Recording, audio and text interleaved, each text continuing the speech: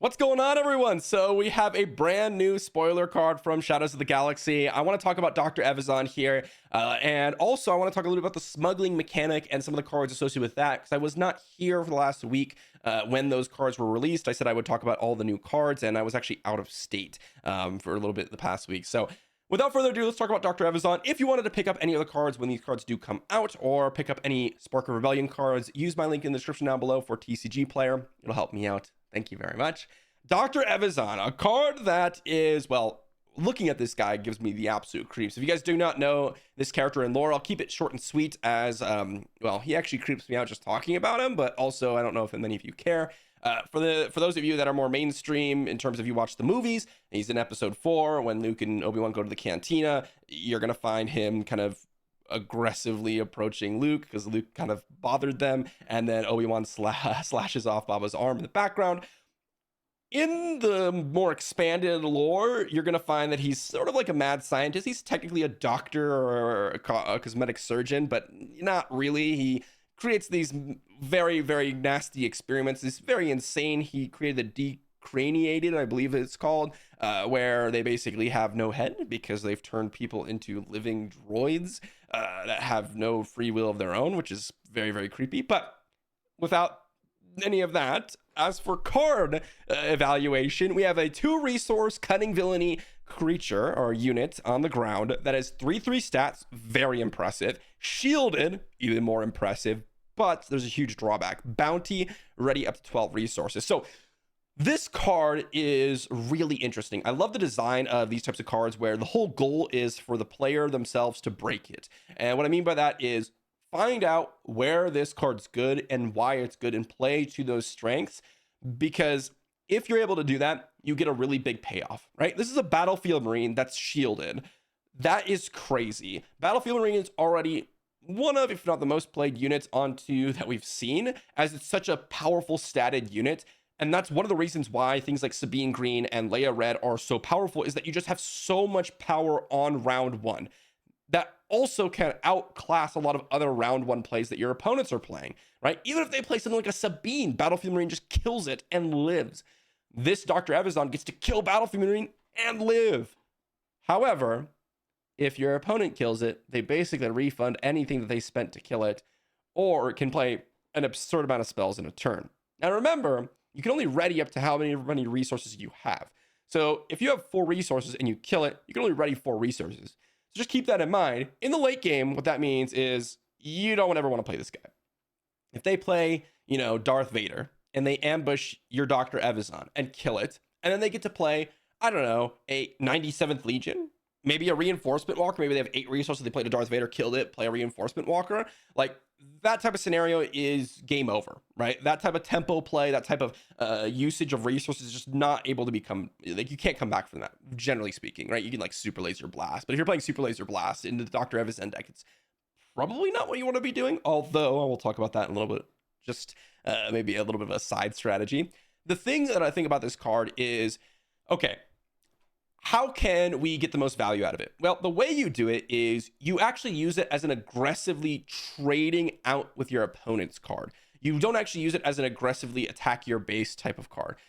You play it, you kill your opponent's creature or units, and then as you go into the next couple of turns, next couple of rounds, you want to be able to kill their units before they've spent any resources and trade off. So let's give an example. Let's say you go ahead and turn 1, you play a Dr. Evazan, and they play a Sabine Wren or whatever.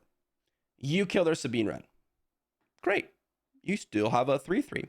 If they decide to immediately kill it, well, that's not really too bad for you, because while they do get to kill it and then they get to play another's play, they spent their resources killing it, and you've already killed their play, and you get to play something else. That's not too bad. But let's say they don't kill it, and they play, I don't know, an Echo-based defender after you've played whatever, or maybe you just take initiative. Then you just immediately kill their Echo-based defender. Boom, suddenly they can't actually ready any resources because they haven't spent any for that turn. So that's where I think the strength of this card is, and that makes me want to play it in a more controlling shell with things like Super Laser Blast than a more aggressive shell.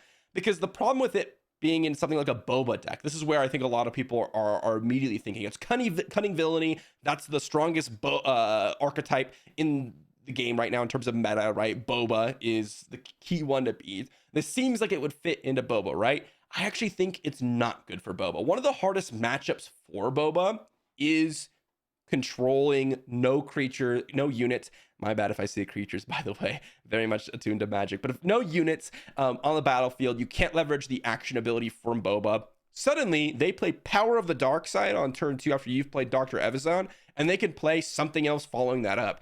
And you don't get any of the benefit from Dr. Evazan. You didn't get to attack. You didn't get to benefit from the shield. It's basically like you playing Crafty Smuggler and their Power of the Dark Side and Crafty Smuggler. It's no different. Takedown works as well. Vanquish works as well. And they get to full refund it. And if you ever play this in the mid game and they get to refund 6 or 7 resources, the game's really over for you at that point. And so I'm really skeptical about that scenario.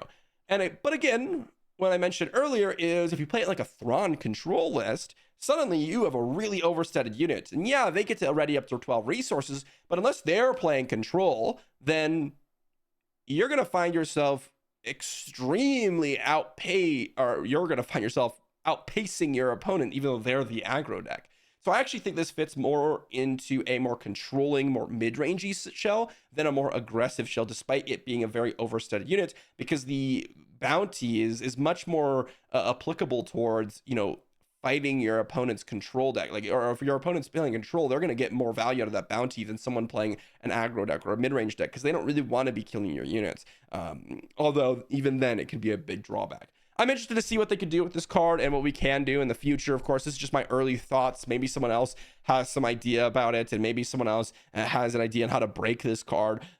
As I said, that's the whole goal about these cards when they have a huge drawback, is how do I find the shell to have the minimal drawback as I possibly can and also have the maximum effectiveness. So we'll see. On to the, cards that had previously been spoiled. We had the Mandalorian, we had the Privateer Crew, we had the Vigilant Pursuit Craft, the Timely Intervention, and the Hotshot DL44 Blaster, which are all smuggle cards, except for the Mandalorian. But this mechanic, which I was not here when it was spoiled, I was, watching the stream and I was watching the spoilers come in and I was super excited, is really absurd. I wanted to talk about Timely Intervention first, because I think this card is extremely powerful while also being just part of a perfect demonstration of the smuggle mechanic, right? So the smuggle mechanic, you're basically able to put these cards down as resources and then play them later on from your resource pile and then replace that resource with the top card of your deck. So you don't even go down a resource. And Timely Intervention here is one of the more powerful ones, as you get to resource this early. And if you ever need a situation where you need to get back up on tempo or catch up on tempo, and what I mean by tempo is you're falling behind on board and you're taking too much damage or whatever, and you need to kill off your other unit, but you can't play a unit and then wait till it readies and then kill their unit. You instead want to ambush out a Zeb, right? You could ambush out Zebs. I think this could be really good in the Sabine Green, for example. You resource this early, then you pay 2, and you can just play this for 2 from your resource pile if you need an ambush at any point. And ambush is one of the most powerful keywords that we've seen in the game, as it's really able to just kill off your opponent's units while getting you the ability to keep your units, whatever you wanted to use to ambush, generally speaking, or get on attack triggers without waiting for them to ready. Something like a reinforcement walker can be smuggled out, which is really, really cool. Now, here's the thing. You need to pay the costs for the unit, so you need a lot of resources. But again, because you're able to resource this and then play it later, that's where the true strength of the card lies. You're not really going to play this for 1 very frequently unless you really want to ambush, although I think it's actually going to be something that you can play for 1 resource and still pay for the unit's cost and get a lot of value out of it because the ambush mechanic is so powerful. But the smuggle mechanic, I think, is really interesting. As for the other ones in Hotshot DL44 Blaster here, this one's interesting as it's a split aspect, right? It's actually a aggression aspect card, but the smuggle cost is cunning. And I think that's really, really interesting, as you can play this as a 1 resource +2/+0. I don't think it's actually quite good, But the smuggle side allows you to attack with that unit, and it's almost like a surprise strike, right? It's a secondary surprise strike that gives you a permanent upgrade. Granted, surprise strike, gives you, or is one less, right? It costs one less. And surprise strike is giving you +3/+0, which is really important. But this comes from the resource pile, which gives you a little bit more gas in the late part of the game. I think this could be really powerful as a secondary surprise strike, maybe a fourth or fifth copy of it. I think that's really, really powerful. Again, with the purpose of resourcing it and then playing it later. Vigilant Pursuit Craft and the Privateer Crew are both interesting as they're essentially weak units for their cost, right? We have a 5 resource 3/5 Sentinel in space, and we have a 2 resource 2/2. Both of those are like whatever. We have System Patrol Craft, which is 1 whole resource cheaper and only 1 toughness cheaper. And oftentimes 4 toughness is the key. 5 toughness still, makes them trade with 2 units anyways. 4 toughness is exactly the same, to be honest. For the most part, there are situations where that's not the case. But the nice thing about these is that you can smuggle them and then pay a ton of resources later on. In Privateer Crew's case, it's 6. And for Vigilant Pursuit Craft, it's 7. And you get a understated body, an understated unit for their cost, but it's free. It's free from your resource pile in terms of, card equity. Now, here's the interesting part about this. I think what they're doing with the smuggle mechanic is something really interesting, as one of the mechanics about Star Wars Unlimited is the fact that you can resource things that are bad at certain points of the game. And one of the reasons why I like to put, little combos or cards that might have specific niche uses, but may not be good in every matchup, maybe 1 or 2 ofs in my deck, is because you can remove that opportunity cost, but get the massive value by just resourcing them. When you start to put things with the smuggle mechanic in the game, suddenly you take that and you're like, okay, suddenly I don't really want to be playing these, situational cards in my main deck. I will reserve them for the sideboard, which generally speaking in other card games, that's where they reside. And I want to play these smuggle cards in my main deck because for the reason that I was playing these niche cards before, I am now playing these smuggle cards to give me extra gas later on in the game, or extra, value later on in the game, or even in the middle parts of the game, in order for me to, leverage these resources that are actually hidden spells. So I think that's actually really interesting, and I'm very, very curious to see how much they impact the game. Keep in mind that what we've seen here, the Privateer Crew, it's an uncommon. The Vigilant Pursuit Craft, it's a common. The Hotshot DL44 Blaster, this one is a rare. And then the Timely Intervention is a common. So far, we've seen 2 commons, an uncommon, and a rare. And I think the Hotshot DL44 Blaster is one of the more interesting ones alongside the Timely Intervention. But who knows? We could be given a rare smuggle unit card that's just absolutely absurd and blows us out of the water. I don't think we've seen the true power of these cards yet. Again, we've only seen, as of right now, as on the Star Wars Unlimited site, we have 12 cards in the main set, and then of course 2 leaders. So that's 14 plus Dr. Evazan, which was spoiled today.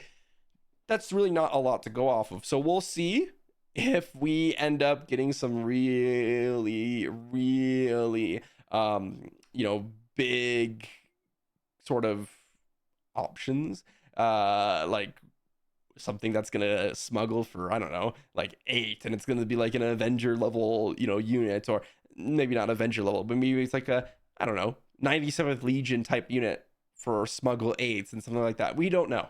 Maybe there's going to be a smuggle 1 where you actually want to resource it to actually get the advantage or advantageous option of the card. Like, you don't want to play it for its main cost. You want to resource it to play it. And that's kind of how it works generally, but maybe there's like some extra bonus that you get from it and it costs cheaper, that type of stuff. Who knows what we could get? Well, that's basically what I'm saying. We have no idea. It's all about, what the rest of the set brings. And of course, what the players can do with it, because I'm only one person and this is just me going through and looking at the cards. And granted, I've played a lot of Star Wars Unlimited. Okay, I've played a lot of this game and I continue to play it, but I I'm sure there's a lot of other people that are thinking very different things than I am. So we'll see what they bring. Thanks for watching. Let me know what you think in the comment section down below, and I'll see you all for the next one.